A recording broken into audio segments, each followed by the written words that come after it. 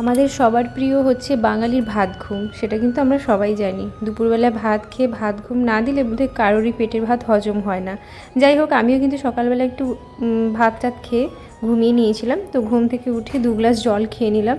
জল খেয়ে কী জানি কি মনে হলো, অনেক দিন ধরে আমি আলতা পরিনি, কিন্তু সেই জন্য আলতা পরবার জন্য মনটা বড় ছটপট করছিল।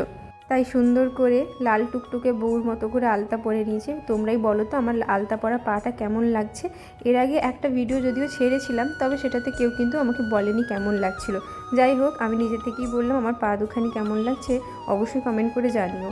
এদিকে সন্ধ্যাবেলা মা বললো যে চা খাবি, আমি বললাম হ্যাঁ খাবো। দিয়ে মা আমাকে একটু চা করে দিল, দুধ চা।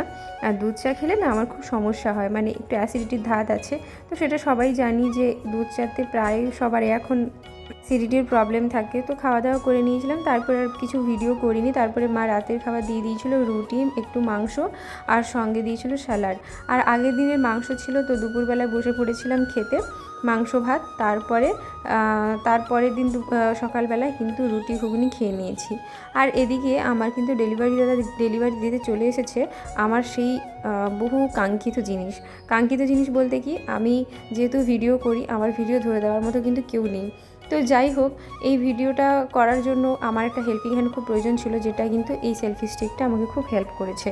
তবে অবশ্যই আমার হাজব্যান্ড কিনে দিয়েছে, যার জন্য আমি তার কাছে খুবই খুবই কৃতজ্ঞ। তবে খুব সুবিধা হলো, এরপর থেকে ভিডিওগুলো অনেক ক্লিয়ার এবং সুন্দরভাবে আমি প্রেজেন্ট করতে পারবো। যাই হোক, আর তারপরে এসে ওই মাকে দেখাচ্ছিলাম সেটিংসগুলো। দেখানোর পর এদিকে চলে এসেছি, মা রান্না করছিল, তো একটু ক্যামেরাটা সেট করে দেখছিলাম যে কেমন কি হচ্ছে। তো বেশ ভালোই হচ্ছিলো। দিয়ে ক্যামেরাটা সেট করে মাকে বললাম মা তুমি রান্না করো, আজকে তোমার ভিডিও দিয়েই উদ্বোধন করি।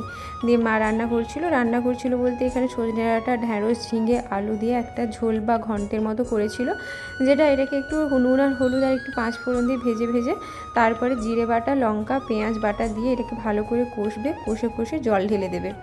যেহেতু এর আগে বাঁধাকপিটা সেদ্ধ করা হয়েছে, তাই কড়াইয়ের মধ্যে ওই কালো কালো দাগ হয়ে গেছে।